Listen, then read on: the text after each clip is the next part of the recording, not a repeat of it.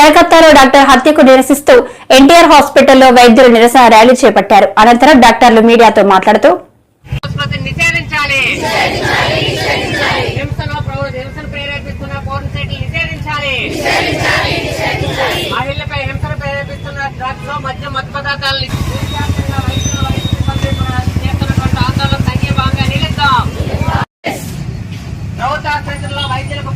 మొన్న కోల్కతాలో జరిగిన ఘటన అతి పాశవీయమైంది, అతి భయంకరమైంది.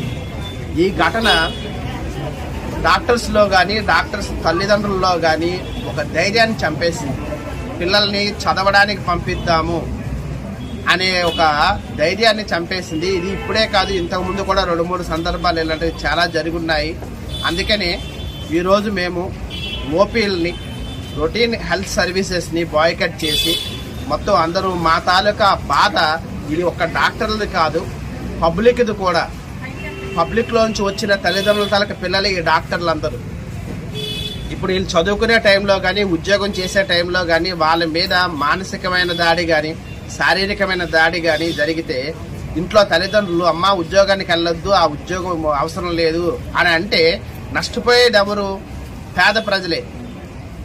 డాక్టర్లు ఈ రోజున గంట ఓపీ ఆపి బయటకు వస్తే చాలా మంది జనాలు ఇబ్బంది పడుతున్నారు. ఇదే డాక్టర్లు బ్రతుకు కంటే ఎవరికి ఏది ఎక్కువ కాదు, మానము ప్రాణముకు మించి ఏది ఎక్కువ కాదు, సంపాదన లేకపోతే ఉద్యోగము ఏదైనా సరే. వాటికే గ్యారంటీ లేని పరిస్థితి వచ్చినప్పుడు దీన్ని వదిలి బయటకు వెళ్ళి వాళ్ళ క్లినిక్ల్లో కూర్చోవడం లేకపోతే వదిలేసి హ్యాపీగా భర్తలతో సంసారం చేసుకుని ఆ జీవితాన్ని గడపడము అని ఆలోచిస్తే ఇబ్బంది పడేది పేద ప్రజలే. కనుక ఇలాంటి దరిద్రపు సంఘటనలకి ప్రజల దగ్గర నుంచి కూడా తిరుగుబాటు రావాలని మనస్ఫూర్తిగా కోరుకుంటూ, ఇది జనాలకు అందరికీ తెలియాలి. ఇది డాక్టర్ల జీతాలు పెంచడం గురించో లేకపోతే డాక్టర్లకి సెలవులు పెంచడం గురించో అడుగుతున్న బాధ కాదు.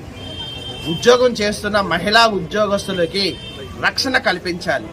అందులో జిల్లా స్థాయి హాస్పిటల్లోని ఏ హాస్పిటల్లో అవని కొన్ని రకాల కేసులు ఉంటాయి. ఆ కేసులో వచ్చినప్పుడు ఎమ్మెల్సీ కేసుల దగ్గర గట్ట అయ్యేటప్పుడు ఒకరికి మనం ట్రీట్మెంట్ చేస్తే అవతల పార్టీ వాళ్ళు తిరగబడే సందర్భం ఉంటుంది. డాక్టర్లు మనస్ఫూర్తిగా జాగ్రత్తగా వైద్యం